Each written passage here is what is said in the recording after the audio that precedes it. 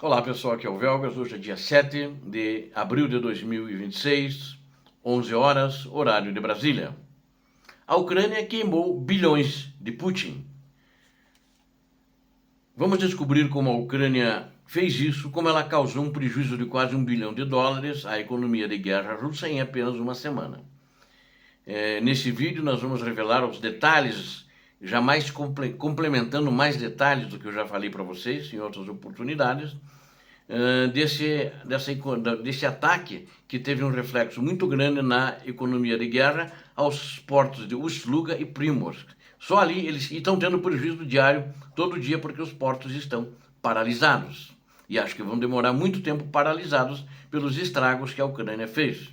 Então eu vou revelar aqui os detalhes dos ataques devastadores e justamente a esses dois terminais dos portos de Ust-Luga e Primorsk, que paralisaram 40% das exportações marítimas de petróleo de Moscou. Ou seja, esses dois portos paralisaram 40% de tudo que a Rússia mandava para fora do país. Assista até o fim para entender por que a defesa do Kremlin falhou e como Kiev assumiu a liderança na tecnologia de drones de longo alcance. Você que não está inscrito, inscreva-se, venha conosco. Vamos sempre informar você do que acontece de fato, a verdade que acontece, né? Aqui não tem fake news, são proibidas. E peço a todos que estão assistindo, deixem seu like, compartilhem e comentem sobre esse golpe fatal no financiamento da invasão. E não esqueça no like, para não se esquecer depois que terminar o vídeo, ou a hora que você sair, dê o like agora, né? Depois, se você não gostar, você volta atrás, mas dê o like agora que eu tenho certeza que você vai gostar. Acho que todos gostam de ver a verdade. Muito obrigado. A estratégia ucraniana de asfixia econômica atingiu um novo patamar de eficiência, ao golpear os terminais de petróleo mais vitais da Rússia, deixando o Kremlin, seus habitantes, né, lá do Kremlin, né, aqueles que estão todo dia lá trabalhando, e o ditador da Rússia, que está em algum bunker que ninguém sabe onde é que ele anda, e ele apavorados, com certeza estão apavorados. Ataques de drones de longo alcance contra os portos russos no Mar Báltico, desarticularam a capacidade de Moscou de lucrar com a alta dos preços globais da energia. Segundo o Financial Times, as perdas financeiras do Kremlin foram astronômicas após as incursões bem-sucedidas contra os terminais de Ust-Luga e Primorsk, na região de Leningrado. Estimativas da Escola de Economia de Kiev indicam que a Rússia perdeu cerca de $970 milhões em receita em um intervalo de menos de 7 dias, entre 5 a 7 dias. Entre 23 e 29 de março, 5 ataques distintos perfuraram a rede de defesa russa, expondo vulnerabilidades, críticas em instalações que deveriam ser impenetráveis, trazendo prejuízos no total, que esse prejuízo de quase 1 bilhão 970, ele refere-se às exportações.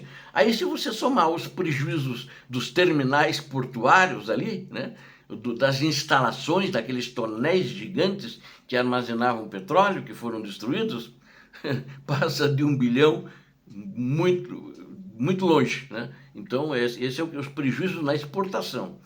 Os terminais de Primorsk e Ust-Luga são responsáveis por movimentar mais de 40% de todas as exportações marítimas de petróleo bruto da Rússia. Somente no porto de Primorsk, vocês viram só, esse número não tinha passado para vocês. Em Primorsk, aproximadamente $200 milhões em petróleo foram literalmente transformados em fumaça, em chamas lindas, iluminaram toda a noite, mas depois virou fumaça. Já na hora também, se colunas de fumaça, o fogo continuou, durante o dia podiam ser vistas a quilômetros de distância. É uma coisa que os russos estão apanhando mesmo, né? Quer dizer, $200 milhões em petróleo, que não são mais petróleo e não vão trazer dinheiro. Então é um prejuízo, já você acrescenta aqueles 970, já passou de 1 bilhão, né? O terminal de Ust-Luga, que responde por 8% do volume, 8% do volume mundial de petróleo, é muito, né?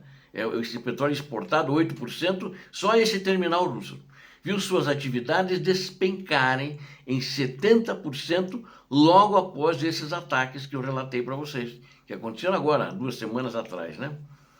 Especialistas do setor energético alertam que a reconstrução dos tanques de armazenamento e o reparo da infraestrutura de processamento levarão muitos meses. O sucesso dessas operações demonstra que a Ucrânia avançou mais rápido que a Rússia no desenvolvimento e produção em massa de drones de longo alcance e com uma tecnologia muito melhor, segundo esses observadores. Fontes ligadas ao setor de defesa russo confirmaram que a tecnologia ucraniana está superando as contramedidas eletrônicas e físicas instaladas pelo Kremlin. Aqueles drones ucranianos que eles são autônomos, eles já têm a direção que eles têm que ir, eles tomam a decisão dos caminhos a seguir, eles procuram identificar onde tem problema, onde não tem, ou seja, a inteligência artificial pura, esses não conseguem, nem os radares têm conseguido pegar. E os russos não têm isso ainda. A incapacidade de proteger o coração econômico do país gerou uma admissão de fraqueza, sem precedentes por parte de autoridades russas. Dmitry Peskov, que é o porta-voz do Kremlin, do governo russo, do ditador da Rússia, reconheceu publicamente que não é possível garantir a proteção total de toda a infraestrutura energética contra drones. Esta declaração causou revolta entre comentaristas pró-guerra, que veem na falha defensiva uma ameaça direta à continuidade do esforço militar na Ucrânia. Isso, de fato, eles estão ameaçados. Empresas privadas russas estão sendo forçadas a financiar suas próprias defesas, instalando torres e redes de proteção a custos que chegam a 19 milhões de dólares por unidade. Mesmo com esses investimentos privados e a mobilização de reservistas para a guarda física das instalações, os drones ucranianos continuam encontrando brechas nos sistemas russos, mas também reservistas, se não estiver bem equipado, porque não são tropas com soldados, né, com seres humanos que estão vindo atacar, são drones. São drones que a Ucrânia, eventualmente, quer dizer, que sempre perde drones que são abatidos, mas os enxames vêm e atingem, e eles não têm defesa, né? E a mesma coisa que os ucranianos, os alemães e europeus estavam se queixando. Não adianta atirar com S-400 russo contra um drone de 50 mil dólares. Eles vendem o S-400 Triumph por 2 bilhões. Né? E o míssil deve custar muito caro também. Eles já chegaram a usar os S-400 e S-300 contra drones. E não atinge. Né? Não é para esse tipo de alvo. Imagens em ambos terminais, provando a densidade e o impacto destrutivo das ogivas utilizadas, foram divulgadas essas imagens através de fotos que foram filmadas por drones, porque a Rússia não dá fotos e não permite que jornalistas estrangeiros visitem o local. Dados da Bloomberg indicam que as exportações russas de petróleo pelo Mar Báltico caíram para os níveis mais baixos registrados desde o início da invasão em 2022, que eram bem menores. A persistência dos ataques mostra que o Serviço de Segurança da Ucrânia, o SBU, detém um mapeamento exato de todos os pontos cegos da logística russa.